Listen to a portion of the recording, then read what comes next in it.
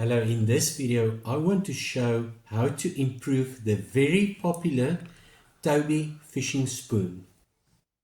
At the end of this video is a short fishing session where the effectiveness of the modified Toby spoon is shown. The Toby fishing spoon is such a versatile spoon that can be used in fresh and saltwater fishing applications. The Toby spoon is a very good fish attractor, but the hookup rate compared to your strike rate could be low. To improve your hookup rate on the Toby spoon, I have found that certain modifications could greatly increase your hookup rate. A very simple way to improve your hookup rate on a Toby spoon is to add a few hooks trailing behind the spoon. To determine how many hooks you can add to your Toby spoon, look at the action of the lure. If you add too many hooks behind your lure, the action of the lure will be impeded. I have found that on a regular Toby spoon, you can add 3 single fishing hooks with 2 trailing behind the spoon for a much better hookup. You can add any type of hook behind the Toby spoon as long as it is single hooks. I have found that carp fishing hooks is extremely strong and very sharp. It is made for carp fishing with the carp weighing a lot of kilograms. So what is the easy way to attach the single hooks behind the Toby spoon? I will use this Toby spoon as an example how to modify the Toby spoon for a better hookup rate. Firstly, I will remove the triangle hook that is supplied on the spoon.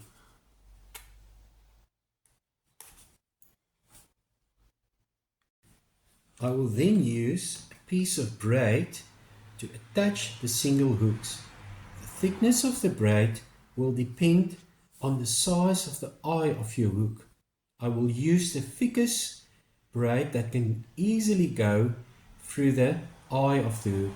In this case, I have doubled up on 50-pound braid and it still goes through the eye of the hook quite easily. Because some fish tend to throw the hooks on a Toby lure, I will add a single swivel at the bottom of the Toby lure to start off. I will start off by adding a single swivel at the bottom of the Toby spoon.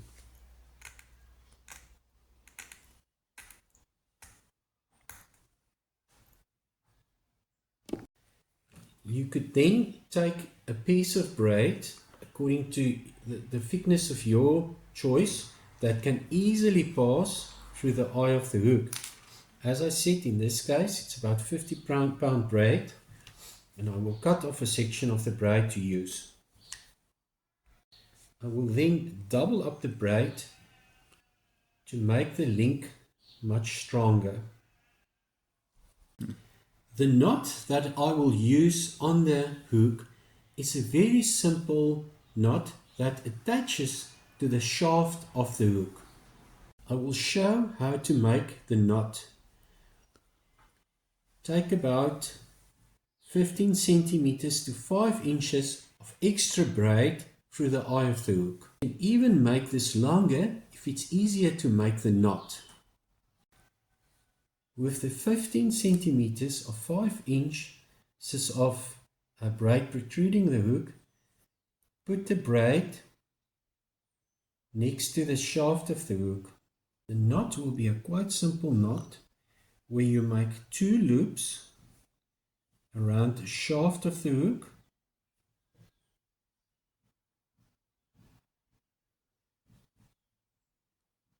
Push the tag end of the braid from the back of the loops towards the front. Slowly pull the loops tight. This will make quite a strong knot around the shaft of the hook. Now you will make a second loop knot around the shaft of the hook.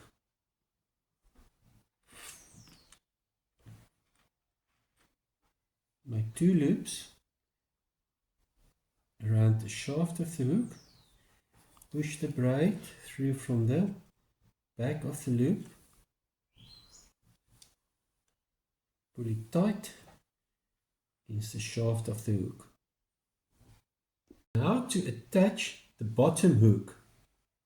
There are different knots that you can use to attach the bottom hook to this braid. One way to attach the bottom hook is with a simple clinch knot. Now attaching the bottom hook with a simple clinch knot. Push the braid through the eye of the hook. Make a few turns around the braid.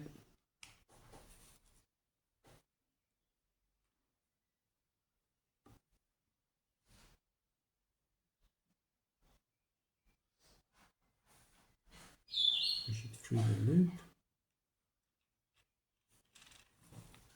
Wet the braid and pull it tight. This is a very strong connection. The long tag end I will shorten.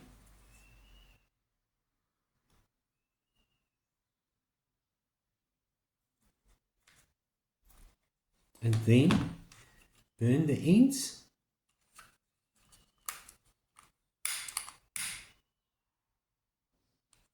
Let them melt together. Trailing hooks that will trail behind your Toby spoon will now be connected to the swivel. To connect this trailing hooks to the swivel, I will use a simple clinch knot. You have to determine how far the hook should trail behind the Toby spoon. It should not be too long. I found that you should place the hook quite close to the swivel when making the knot. I will make a simple clinch knot to attach it to the swivel.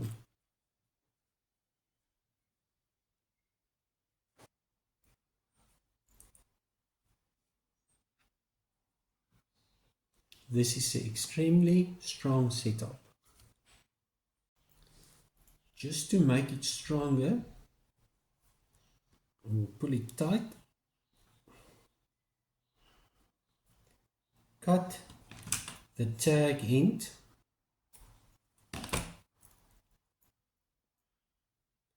then burn the 2 points.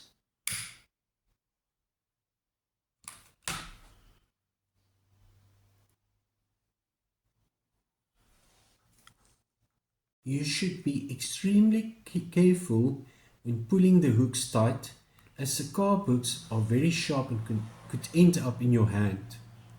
I will take a fishing plier and just make sure that my knots are quite strong.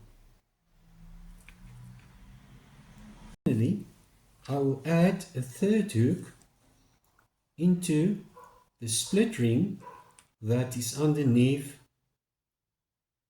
the Toby spoon.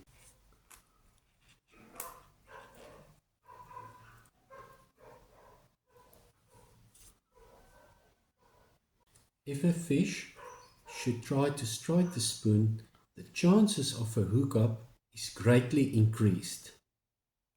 This is a trial and error situation where the action of the lure must not be affected negatively. If the river have a sandy bottom, I will slowly reel the spoon in, with the spoon almost dragging on the bottom. If there is a lot of snags in your fishing area, it is wise to not use the trailing hooks behind your Toby spoon. This will increase the chance of a hookup on a snag and you losing your fishing lure. These are all examples of modified fishing spoons with extra trailing hooks. Okay, go well. I hope that this technique will greatly improve your hookup rate and that you will catch a lot of fish. Be blessed. Thank you. Bye.